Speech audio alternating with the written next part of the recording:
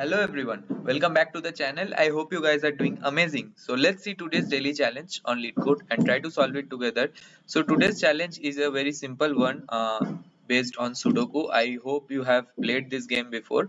So you will be given a grid which is exactly 9 cross 9. Okay, there are no actual constraints in this problem. The length and the number of rows and number of columns in this grid will be exactly 9, and some of the grids may contain some digit and some will be empty, that is it will be containing some dot. Okay, so you do not need to solve this Sudoku, or you also do not need to check that whether it is solvable or not. You just need to tell that whether in the current state the Sudoku is valid or not. So how do I mean by it?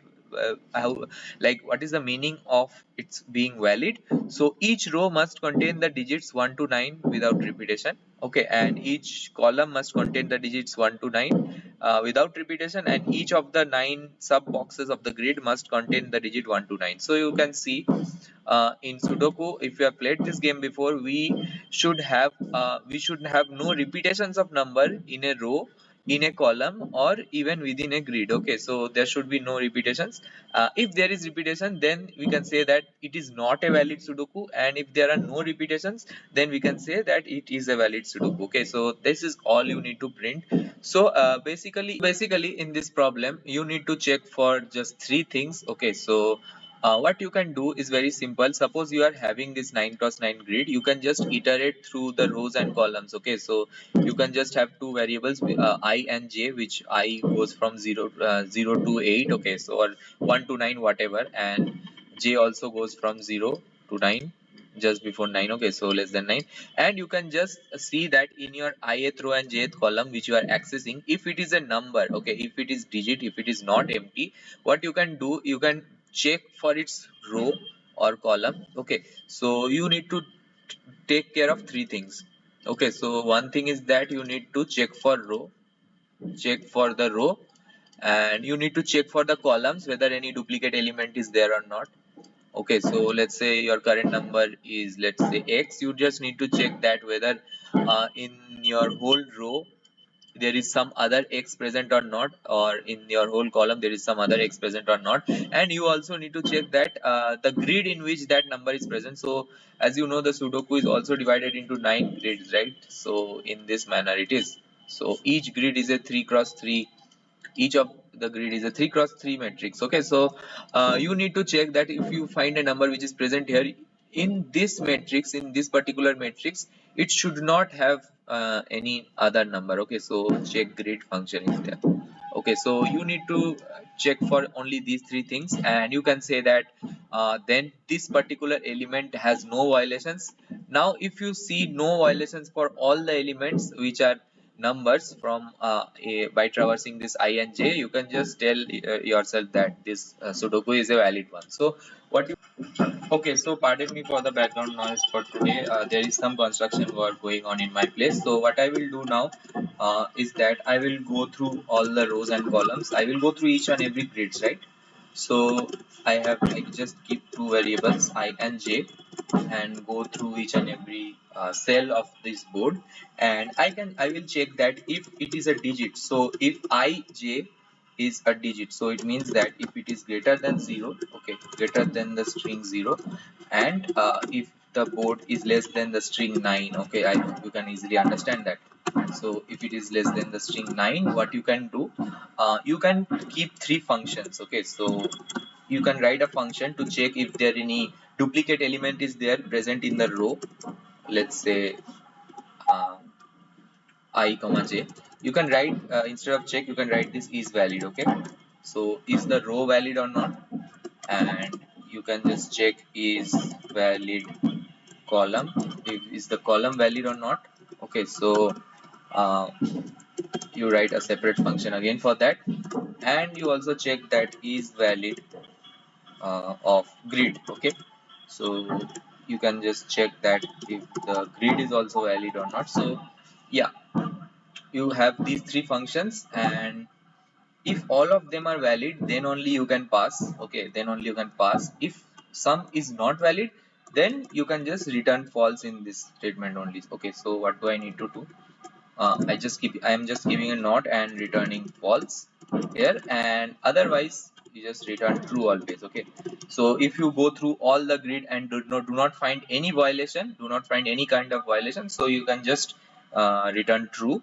Okay, otherwise if you find any such violations there, any such repetitions, you just return false, and this is valid row will tell you whether the row is valid or not. And I guess you can easily write all these three functions, there should be no difficulty in it. So you can just check is valid row. I am writing an is valid row function. Okay, so what are all the things, what are all the arguments that it will take? It will take this board at first. Okay, and it will also take the row and the column. Okay, first dimension and the second dimension. Okay, so I need to check the all the valid, if the particular row in which the element is lying, that is valid or not. So I need to iterate through the column, right? I hope you can easily get that. So that will be the second dimension that in which I need to iterate. So I will go through all the j. Okay, I will go through all the j, and if I see that if the j, not this n, okay, this will be 9.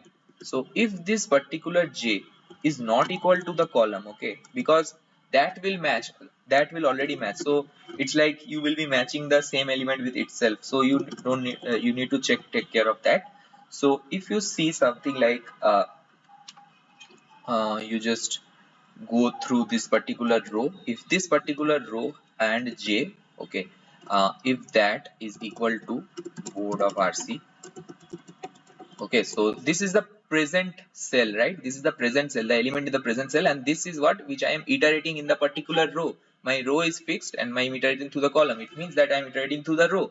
So if j is not equal to c, instead of the current cell, if there you found any of the cell in which these values are equal, then what you do, you just return false because it is no longer valid, and otherwise you can always return a true. Okay, I hope you get this function easily, is valid row. I hope there is no difficulty in this. Similarly, you can write an is valid column.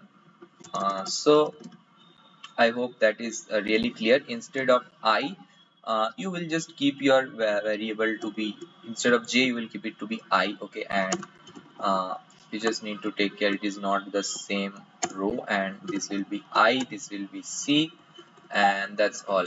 It should not be the same column since you are iterating in the column.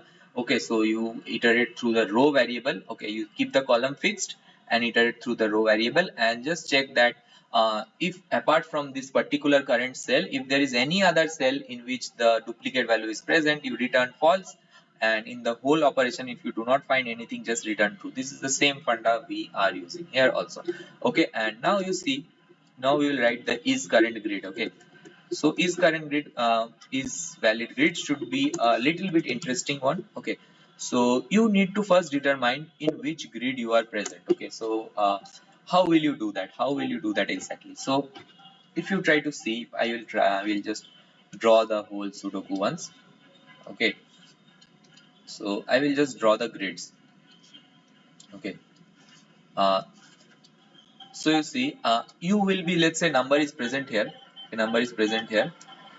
What is the row number and column number? If you see, it is present in, let's say, 0 1 2 3 fourth row, fourth row you can say, fourth index row, and so it is board of something like this, board of 4 comma column is also 0 1 2 0 1 2 and 3. Okay, so this is the thing.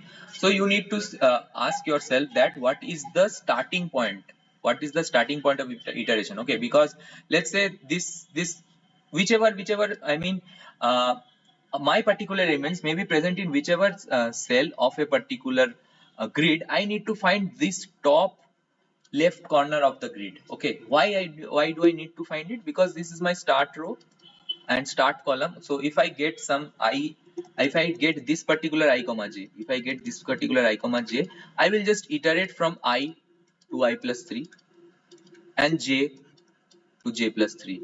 Okay, I hope you get it. To just less than I plus 3 or just less than j plus 3. I hope you easily understand that. So I just need to just need to find that my particular element has which one of these to be the top left corner. Okay, top left corner of my grid. I just need to find that. So for 4,3, you see 4,3, your top left corner is nothing but 3,3. So you need to reduce this 4 to 3. How you can do it? You see there is a I mean this is 0, 1 and 2. Okay, again, so this will again give you 3, 4 and 5, and this is 6, 7 and 8. So if you want to reduce this 7 to 6 or 4 to 5, what do you need to subtract? Or this 5 to 3, what do you need to subtract? You notice that you need to subtract, if you want to reduce this 5 to 3, you need to subtract 5 minus 2. What is this 5 minus 2? It is nothing but 5 modulo 3. Okay, this is just the remainder because this is in groups of 3. I hope you get this intuition, right? This is in groups of 3.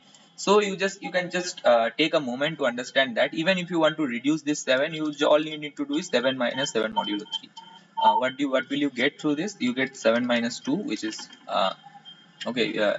This you will get 1, 7 minus 1, which is 6, and you will reduce it. Even if you want to reduce this 8 to 6 to the uppermost row of the particular cell, and you just need to do 8 minus 8 modulo 3. So whichever cell you get, you convert it to the uppermost row and then to the uppermost column. So if this is a particular R comma C, all you need to do is R minus R modulo 3 and column minus column modulo 3. Okay, take a moment. If you want to pause the video, you can just take some examples to really understand this fact. Okay, so what you need to do here is that you have this row and column, right?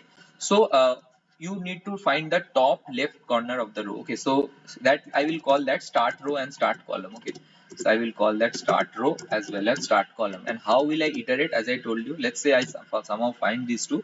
I will iterate for I equals to start row and I less than start row plus 3 I plus plus, and in a similar manner I will iterate if j equals to start row start column and j less than start column plus 3 j plus plus. Okay, I hope you understand this. I just went to the top left corner of the grid and just iterating 3 by 3 3 cross 3 matrix in that, so that I iterate this particular grid, and I will do the exact same check, right? So I will just do that if board of I comma j is equal to board of R comma C. Okay, if this is equal, I will just check whether it is not the same cell or not. So okay, so if you find that I not equal to C or I not equal to R, okay, I not equal to R or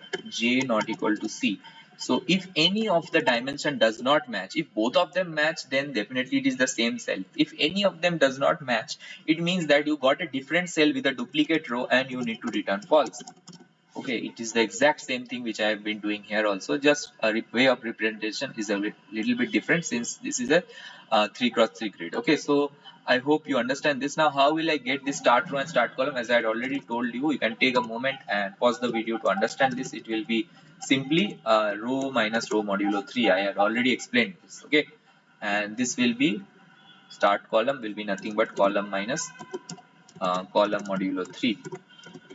So you get the start row and start column, and all you need to do is just check whether true or false.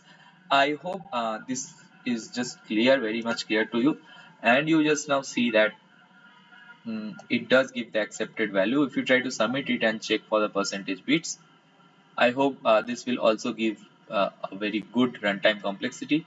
You see, we do have 100% runtime bits and a 99.97%, almost 100% memory complexity also, because this is a really neat approach which we are doing. Okay, so yeah, I guess this problem was very clear to you. This is a easy medium kind of problem, you can say. Okay, yeah, but if you are stuck in this problem, definitely you need a lot of practice, and yeah, things will definitely get better with practice and with time. Okay, you just keep at it and you will definitely improve. So yeah, that's all for this video.